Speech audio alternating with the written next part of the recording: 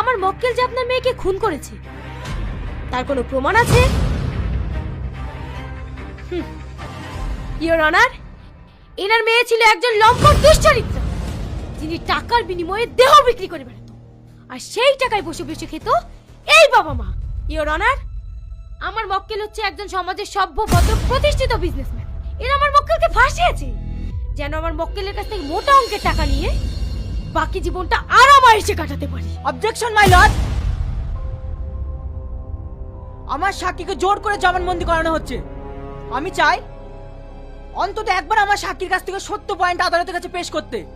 Order order, objection proceed. আমার মেয়ে নোংরা ছিল না, আমার মেয়ে সৎ পথে ইনকাম করতো। আমরা কোনো পাপের টাকা খাই না। আমার নামে মিথ্যা নোংরা কলঙ্ক লাগানো হচ্ছে। আপনার মেয়েকে যে খুন করা হয়েছে তার কোনো প্রমাণ আছে আপনার কাছে? থাকলে আদালতে পেশ করুন।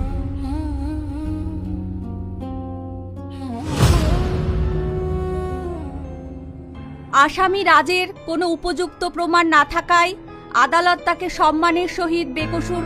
Excuse me madam, what?